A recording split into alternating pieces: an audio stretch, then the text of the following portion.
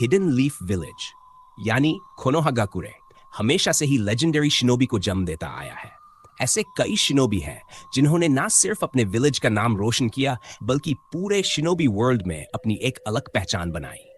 लेकिन इन तमाम लेजेंड्स में एक नाम ऐसा भी है जो अक्सर नजरअंदाज किया जाता है और वो नाम है साकुमो हाताके, जिसे दुनिया जानती है कोनोहाज व्हाइट फैंग के नाम से। व्हाइट फैंग एक ऐसा नाम जिसे सुनते ही दुश्मनों के पसीने छूट जाते थे। साकुमो की ताकत और स्किल्स इतनी अमेजिंग थी कि लोग उन्हें लेजेंडरी सैनिन से भी ऊपर मानते थे। जी हाँ, वही सैनिन जिराया, त्सुनाडे और ओरोचिमारू। साकुमो ना सिर्फ एक स्किल्ड स्वॉर्ड्समैन थे बल्कि उनके अंदर एक सच्चे शिनोबी की सोच थी। उन्होंने कई बार अपनी जान को खतरे में डालकर दूसरों की जान बचाई। एक मिशन के दौरान उन्होंने अपने साथियों की जान बचाने के लिए मिशन को छोड़ दिया और इस फैसले की वजह से पूरे विलेज ने उन्हें गलत ठहराया। टॉन्ट्स एंड क्रिटिसिज्म से टूटकर साकुमो ने अपनी जान तक दे दी, लेकिन उनका यह सैक्रिफाइस उनके बेटे ककाशी को एक महान शिनोबी बनने की राह दिखा गया। तो आज हम ककाशी के पिता व्हाइट फैंग के बारे में सब कुछ जानेंगे। वीडियो बहुत ही इंटरेस्टिंग होने वाला है, तो अच्छे से बैठ जाओ भाई और बिना किसी देरी के मैं शुरू करता हूं। साकुमो ने अपनी पहचान सेकेंड ग्रेट निंजा वॉर के दौरान बनाई थी। उस युद्ध में उनके अद्भुत कारनामों की वजह से उन्हें white fang of the leaf कहा जाने लगा। आज के दौर में भले ही साकुमो को एक लेजेंड माना जाता है, लेकिन अपने समय में उन्हें नफरत और तिरस्कार का सामना करना पड़ा। इतना कि उन्होंने अपनी जान दे दी। एक रिवियर्ड शिनोबी होने के बावजूद साकुमो अपने समय की बेरहम सच्चाइयों से नहीं बच पाए। ऐसी सच्चाइयां जो उनके मरने के बाद भी उनका पीछा नहीं छोड़ी। उनकी कहानी ये साबित करती है कि एक सच्चा हीरो बनना कभी-कभी दुनिया की नजरों में हार जाने जैसा होता है। साकुमो की कहानी हमें पूरी तरह से कभी देखने को नहीं मिली। वो बस ककाशी की बैक स्टोरी का एक छोटा सा हिस्सा बनकर सामने आए और उसी के साथ उनकी पहचान भी कहीं दब गई। सीरीज में उनके ज्यादातर कारनामे कभी दिखाए ही नहीं गए, लेकिन सेकेंड ग्रेट निंजा वॉर के दौरान उनके कुछ काम ऐसे थे जो लेजेंड बन गए। उनकी अल्टीमेट पावर और युद्ध के उस दौर में हिडन लीफ को बचाने में उनका रोल आज भी शिनोबी वर्ल्ड में एक मिसाल है। साकुमो कोई आम शिनोबी नहीं थे, वो थे लीफ के वो साइलेंट गार्डियन जिनकी लेगेसी आज भी छुपी हुई है लेकिन भुलाई नहीं जा सकती। साकुमो ने 5 ग्रेट नेशंस में अपनी नोटोराइटी बहुत जल्दी बना ली क्योंकि उसकी मेन ऑफेंसिव एबिलिटी थी व्हाइट लाइट चक्रा सेबर। उसे कोनोहाज व्हाइट फैंग कहा गया और यह टाइटल हमेशा के लिए उसके नाम के साथ जुड़ गया। सेकेंड ग्रेट निंजा वॉर में हिडन सैंड और हिडन लीफ 2 बड़े राइवल थे और व्हाइट फैंग के ज्यादातर शिकार सैंड से थे।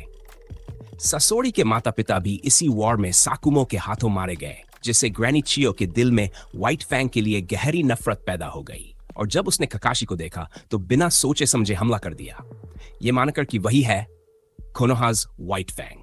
साकुमो की ग्लोरी ज्यादा देर तक नहीं टिक पाई।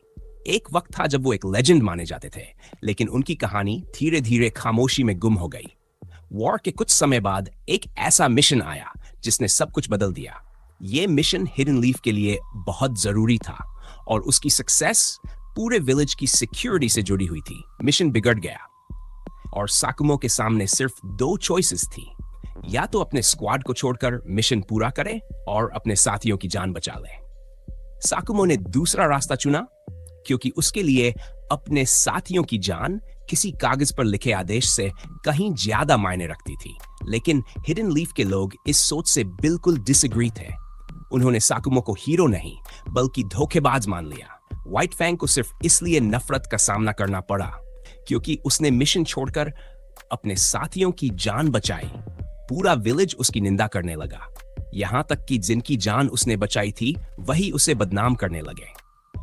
उन्होंने उसे ये कहकर अपमानित किया कि साकुमो ने विलेज की इज्जत को तार-तार कर दिया। अब वो व्हाइट फैंग के उस लेजेंड की तरह नहीं रह सका जिसे उसने पहले जिया था।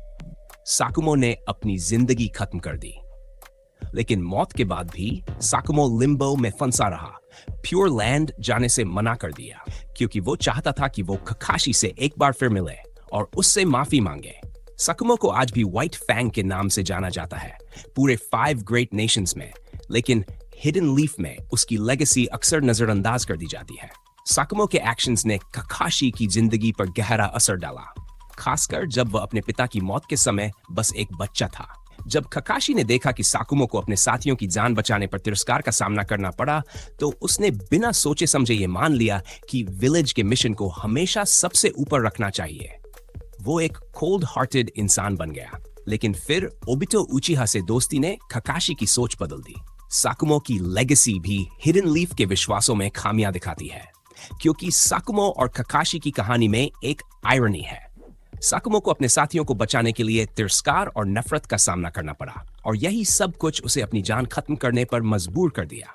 वहीं ककाशी को इसके बिल्कुल उल्टे विचारों के लिए नापसंद किया गया, क्योंकि उसने मिशंस को अपने साथियों से ऊपर रखा। यह स्थिति साफ तौर पर दिखाती है कि साकुमो को गलत तरीके से ऑस्ट्रेसाइज किया गया था और उसकी ग्रिम फेट को टाला जा सकता था। व्हाइट फैंग आज भी हिडन लीफ में एक लेजेंड के रूप में जाना जाता है। उसकी लेगेसी ककाशी के जरिए जीवित है, और शिनोबी आज भी उसे उसके पिता के टाइटल से याद करते हैं। यहां तक कि फायर डायमियो भी खुश हुए थे जब उन्होंने जाना कि ककाशी साकुमो का बेटा है।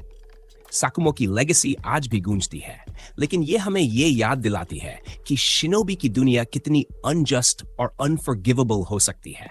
तो गाइस, आज के लिए वीडियो को यहीं पर खत्म करते हैं।